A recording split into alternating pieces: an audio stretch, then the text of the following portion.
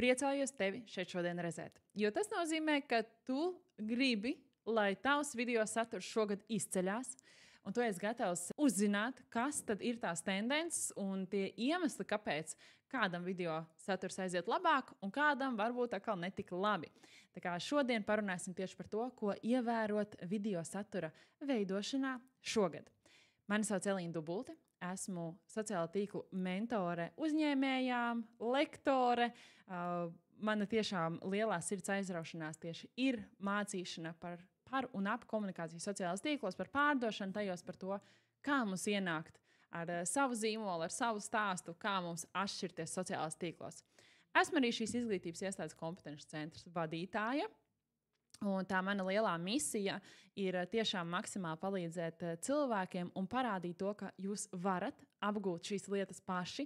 Tas nav tik sarežģīti, kā var likties, un pēc tam doties dzīvē, pielietot šīs zināšanas un sasniegt ļoti labus rezultātus. Tā kā daudz nekavēšos, ķeramies uzreiz jau klāt. Tas, kas ir tāds, es teiktu, lielākais un redzamākais, kas ir mainījies šogad no, piemēram, 23. un 24. gada, ir tāda super vienkāršība. Jeb šobrīd sociālo tīklu video saturā uzvar tie, kuri nāk pavisam godīgi, vienkārši un cilvēciski. Pirms pāris gadiem dominēja traka, efektīva montāža, viss kaut kas mums lidoja tur pa ekrānu un skaļāk bļāva un tā tālāk un tā tālāk. Tad šobrīd ļoti stipri dominējot tieši TikTok platformai un, piemēram, Instagramā mēs ņemam tie būtu Instagram story, tur ļoti labi strādā un dominē šis cilvēciskums. Tātad kā tas izskatās tev? Dažreiz vienkārši paņem savu telefonu, nostājies pie loga, lai ir laba gaisma un ierunā to, ko tu gribi runāt. Tev nevajag studijas obligāti, tev nevajag obligāti profesionāls filmētājs, ja tu tam vēl neesi gatavs. Ja tu tikai tagad uzsāc savu darbošanos sociālo tīklu mārketingā, ja tu tikai tagad uzsāc reklamēties, tad viss kārts ir tavās rokās. Tiešām tu vari paņemt telefonu un sākt vienkārši runāt. Un cilvēki ļoti, ļoti labi to arī uztver, jo tur bieži vien rodās daudz lielāka emocionālā saikne nekā tad, ja es sēdētu tev priekšā, lasītu no skripta, obligāti gribētu izstāstīt visu, kas man ir jāizstāsta par savu produktu funkcijām un garumu, platumu, cenu un tā tālāk. Tas cilvēks vairs neuzrunā. Reāli šodien uzrunā tā personība aiz ekrāna, tā personība aiz uzņēmuma, aiz produkta, aiz šī video. Mēs gribam iepazīt to tavu cilvēcisko emocionālo pusi. Un tas arī ir tas, kas šobrīd dominēs, un es teiktu, tie zīmoli, kas ir iemācījušies to piekopt, viņi manāmi daudz straujāk ir auguši pēdējo pusgadu nekā tie zīmoli, kuri vēl aizvien visur ir skaisti un estētiski un ļoti mākslinieciski un bez pievienotās vērtības. Ja mēs skatāmies uz to, kādi video formāti, kas kurā platformā aiziet tālāk, ko vispār ir vērts publicēt, tad ļoti, ļoti bieži redzu šo kļūdu, ko cilvēki pieļauj. Mēs nofilmējam vienu video, 15, 20, 30 sekundžu garu, pastāstam kaut ko un domājam, ka ar šo vienu video mēs varam ieiet 6 dažādās platformās. Ja? 6 dažādās platformās mēs varam ielikt šo video standartā. Tas ir kur Instagram, TikTok, Facebookā varam viņu ielikt, nedodies vēl LinkedInā, mēs viņu izdomāsim ielikt YouTube shortos. Visur nostrādās viens un tas pats. Nu, tad, diemžēl, man jāsaka, ka nē, ka tā nav. Ir iemesls, kāpēc ir šīs dažādās platformas, jo katrai platformai ir savs patērētājs. Un, ja pat tu runā par vienu tēmu, nenozīmē, ka tu šo tēmu visu pasniedz vienā formātā un pieejā. Ja? Piemēram, Instagrams no YouTube ļoti atšķirās, jo Instagrams patērē šo skaisto estētisko saturu. Viņš ir ļoti balstīts uz emocijām, uz emociju raisīšanu, uz tādu attiecību veidošanu, uz lojalitāti. Un tad YouTube mums iet, protams, pamatā garais saturs, garāka formāta saturs, tur 15, 20, 60 minūšu garš, jā, sarunu vai kaut kāds izglītojošais saturs, kur tu reāli jau kaut ko iemāc soli pa solim. Nu, tas nozīmē, ka tu nevari paņemt vienu šo 15 sekundžu video un publicēt visur.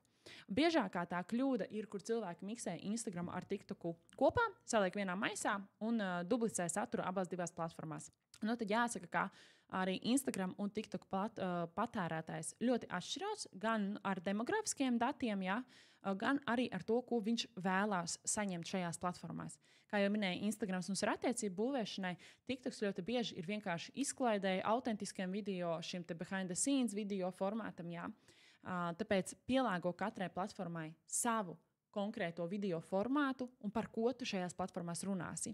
Jo, ja cilvēks mums seko 2, 3, 4, 5 platformās, viņš grib katrā saņemt cita veida video. Pareizi. Nevis visās skatīties vienu. Jā, protams, dienas beigās tu runā par vienu un to pašu. Tas ir normāli, bet tev ir jāiemācās to dažādi pasniegt.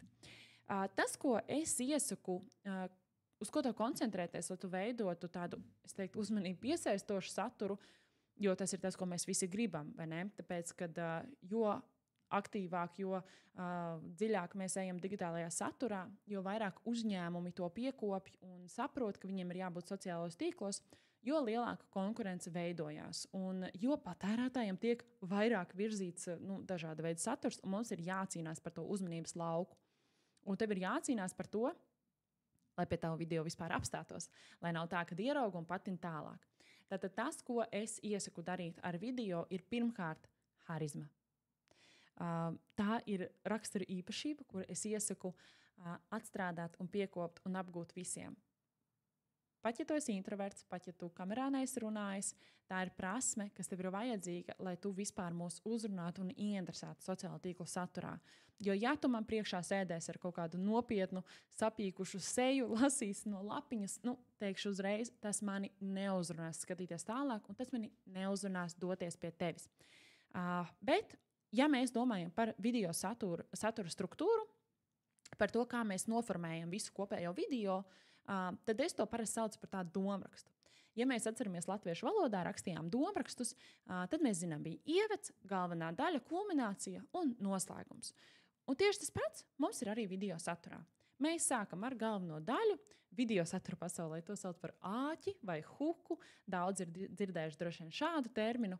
Tad tas ir jau samazinājies līdz knapai 1 sekundei, kur tev ir jāpaspēj pateikt vai parādīt kaut kas liks cilvēkam apstāties. Tātad vai kaut kas viņam pazib ekrānā, nolec gar acīm, vai tu pasaki kaut kādu tādu skaļāku, izteiksmīgāku frāzi, kur viņš sevi sadzird, kur viņam šis liekas interesanti, un viņš grib turpināt skatīties. Tātad mums ir uzmanības noķeršanas 1 sekunde.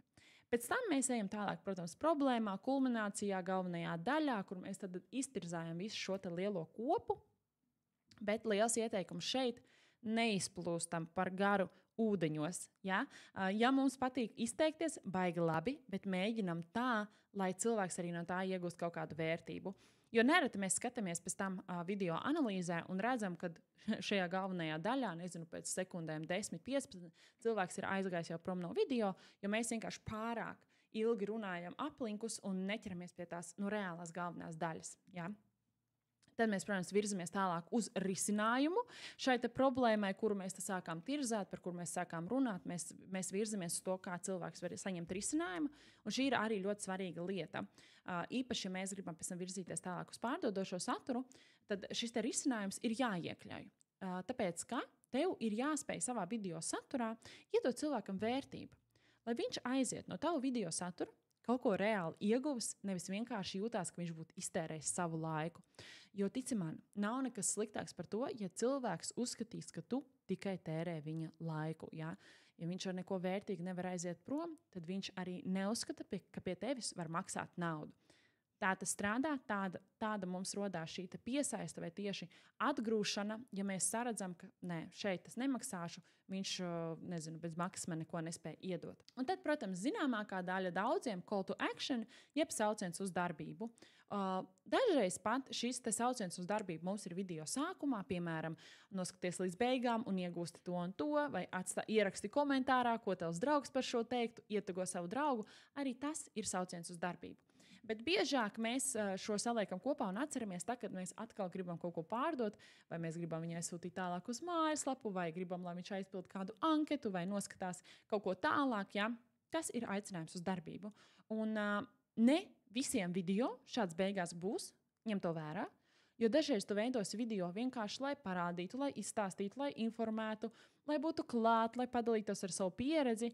Un, protams, ka nevienmēr tad mēs aicinām tālāk kaut kur viņu rīkoties, bet gana bieži tas tā arī notiks. Tāpēc padomā, kā tu vari noslēgt savu video, aicinot viņu uz tālāku kaut kādu darbību. Ja mēs ejam video montāžas pasaulē iekšā, tad es jau mazliet to pieminēju, ka 22. 21. gadā, es teikšu 23. gadā arī ļoti, ļoti uzlaca šis te supermontētais saturs. Nu tā, ka specifikti mums lidoja, un jo vairāk skaņu efekti, jo vairāk pārējas, jo labāk. Ja? Likās, ka tas ir vienīgais, kas spēj šobrīd notvert cilvēku uzmanību. Tad jāsaka, ka nu jau mēs atgriežamies pie vieglāka satura, pie netik montēta satura, pie, nu, es teiktu, estētiskāk, vieglāk uztverama satura. Es laikam tā to definētu. Ja? Montāža ir svarīga, jo mēs varam izgriezt kaut kāds B un B, kas mums nav sanācis, kaut kādas klusās vietas. To es noteikti iesaku darīt, bet tā, lai tu fokusētos, kad video ir jābūt raka samontātam, tā vairs nav. Vienkārši šeit es tev gribu iedrošināt, ja tu saproti, ka tev šobrīd montāžas prasmes, tavs līmenis nav augstākajā latiņā, tas ir absolūti ok. Tu drīksti filmēt, tu drīksti publicēt, saliec 2 kadrus kopā un aiziet. Jo, ja mēs paskatāmies uz Instagram storijiem, piemēram, uz TikTok saturu, tad ļoti labi strādā saturs arī bez apstrādes, bez montāžas. Ar telefonu nofilmēji un publicē, tāpēc par to neuztraucies. Protams, ka svarīgākais aspekts vispār video filmēšanā tev būtu dabiskā gaisma. Vienmēr parūpējies par to, lai tavs video tiek filmēts kvalitatīvā apgaismojumā, vienkārši, lai nav pustums, lai nav graudaina video, jo, ja mēs runājam par pašām platformām, arī, protams, pašas sociālo tīklu platformas prioritizē saturu, kurš vienkārši izskatās kvalitatīvs. Pēc tam noteikti domā par skaņu. Ja tev šodien nav mikrofona, atkal, tu drīkst arī bez mikrofona filmēt. Tas nav svarīgākais, bet parūpējies par to, lai būtu kvalitatīva skaņa. Tātad, ja pat tev nav mikrofona, tad domā par to, varbūt nevajadzētu filmēt ārā ir vējš, ārā ir ielas trokšņi, un ja tev nav mikrofons, kas spēj tavu balsi padarīt skaidrāku un citrāku, tad iespējams tev ir jāpāriet uz iekštelpu video. Ja? Bet tas ir tikai tāds ieteikums. Realitātē bez mikrofona tu diezgan ilgi vari iztikt. Atkal viņš ir vajadzīgs, ja tu ej tālāk no kameras, piemēram, ja kamera nespēs uztvert, telefons nespēs uztvert tavu balsi tik skaidri, tad iegādājies mikrofonu. Bet bez tā tu mierīgi vari iztikt. Un ja tu filmē pats sevi citus, domā par to, kādā leņķī tu skaties uz cilvēku. Kāpēc? Tāpēc, ka subtitri ir viena no svarīgākajām lietām, kas tev ir jāpievieno savam video saturam, atkal, lai palīdzētu cilvēkiem vispār noskatīties tavu video, un tad domā par to augšā vai apakšā, kur ies subtitri, un vienmēr atvēl tam vietu. Runājot par montāžu, varam sākt ar kaut ko pavisam vienkāršāku, CapCut montāžu, InShot montāžu, izvēlēs sev vērtāko platformu. Kad jau iet uz sarežģītāku montāžu, protams, vari to apgūt, bet arī tas nav pašā sākumā vajadzīgs. Un es zinu, ka daudziem ļoti patīk domāt, ka pie visa ir vainīgs algoritms. Ka mums kaut kas nestrādā, tātad mums nebija pietiekami samontēts, mums nebija tas un šis, algoritms atkal ir mainījies, tur viss ir slikti. Bet ja mēs savalkam kopā visu, ko es tev iepriekš jau pastāstīju, tad tur atnāk tāda ļoti viegli saprotama tāda korelācija par to, kas tad ir algoritms un kā mums viņu ņemt vērā. Un patiesība ir tāda, ka tev ir vienkārši jāražo saturs, kas interesē tavam patērētājam un tavam potenciālajam klientam. Viss ir tieši tik vienkārši. Ja tu radīsi saturu, kas nepiesaistīs uzmanību, kas neradīs nekādu interesi, kur cilvēki gribēs šķirt garām, kur viņi neiegūs nekādu vērtību, tad tu vari vainot, ko vien tu vēlies, bet realitātē vaina ir tava paša veidotajā video. To mēs redzam reiz no reizes ar zīmoliem, ar uzņēmumiem, satura veidotājiem, kuri ražo interesantu, kvalitatīvu, aizraujošu un noderīgu video saturu. Un tad problēmas ar algoritmu kaut kā vairs nav. Tāpēc, ja man tev ir jāsaka kaut kāds tips un triks par algoritmu, izproti savu auditoriju, izproti, ko viņi grib redzēt un veido tieši tāda veida saturu. Atceries par domraksta principu, āķis, galvenā daļa, nobeigums, un ja tu ieturēsi savus video šādā veidā, šādā struktūrā, tad neviens algoritms tev nevar izbojāt tavus skatījumus vai to, cik veiksmīgi vai neveiksmīgi tu sasniedz savu mērķa auditoriju. Ja paiet kaut kāds mēnesis, 2, 3, tu skaties savu video saturu, kaut kas nav ar skatījumiem, vai, nezinu, viens video uzlicis skatījumos, pārējiem ir ļoti zemu, es obligāti iesaku analizēt vispār uzņēmējdarbībā. Ja mēs skatāmies tālredzīgi uz priekšu, tev ir jāzina savi dati. Ja pat tu veido saturu priekš klientiem, tev ir jāzina dati, tev ir jāspēj viņi izskaidrot, un tev ir jāspēj saprast, kāpēc varbūt kaut kas nestrādā. Tāpēc, attiecīgi, tagad, kad publicē video saturu, es neieteiktu analizēt katru video, es neieteiktu analizēt katru dienu, es ieteiktu analizēt 2 līdz 4 nedēļu garumā, un pēc tam jau mums iet mēnesis, 2 vai 3 mēnešu garumā, mēs paņemam to kopējo bildi un paskatāmies, ir strādājis, nav strādājis, kāda ir vidējie skatījumi, kāds ir vidējais iesaistes līmenis, kādi ir vidējie pirkumi, vai mēs spējam vispār cilvēkus ieinteresēt, doties tālāk prom no mūsu video, veikt darījumus, veikt iesaisti. Es pēc kaut kāda konkrēta laika to analizētu. Jo iedrošinot tevi, viens video parasti nav tas, kas izmainīs visu tavu kopējo stratēģiju. Ja? Tev ir jāskatās tā kopējā bilde vai mēnešu griezumā, vai kādreiz 2 nedēļu griezumā, ja runa ir par kaut kādu konkrētu kampaņu, piemēram. Bet tev savi dati ir jāzina, un tev ir jāspēj sev godīgi un konstruktīvi pateikt, kad kaut kas nestrādā un kad mums vajag kaut ko uzlabot. Jo, ja mēs dzīvojam ilūzijā, ka pie mūsu sliktajiem skatījumiem ir vainīgs tikai algoritms, tad mēs varam šādi sēdēt un gadiem viņu vainot un gadiem nekustēties ārā no tiem saviem uzliktajiem rāmjiem, kuri patiesībā ir uzlikti tikai mūsu pašu dēļ, nevis sociālo tīklu algoritmu dēļ. Patērētājs nav vainīgs. Tā ir tava atbildība, kādu video saturu tu publicē. Un ja tu ņemsi vērā visu to, ko es tev šajā video izstāstīju, tad es ticu, ka tev ar video saturu šogad problēmas nebūs. Esmu tev zemāk pievienojis arī darba lapu, kuru aizpildot, es ticu, ka tu vēl labāk izpratīsi savu video saturu strukturēšanu, veidošanu, tev varētu raisīties arī jaunas video idejas, un tu labāk izpratīsi, kā vispār sākt savu video saturu. Tāpēc paskaties pielikumā, iespējams iziet cauri vēlreiz šim video un pie katras konkrētās tēmas aizpildi doto uzdevumu. Un, ja tu vēlies vēl efektīvāk darboties video pasaulē, iespējams kļūt par videogrāfu, apgūt šīs filmēšanas un montēšanas prasmes daudz kvalitatīvāk līmenī, lai vai nu savam uzņēmumam veidotu reklāmu, kas ir pamanāma, vai arī kļūtu par videogrāfu un šī varētu kļūt par tavu profesiju, tad pavisam drīz tu no mums saņemsi ziņu par jauno video filmēšanas un montāžu kursu, kur tev būs iespēja apgūt visas šīs zināšanas un pa lielam startēt savus video jau pilnīgi citā līmenī nekā līdz šim.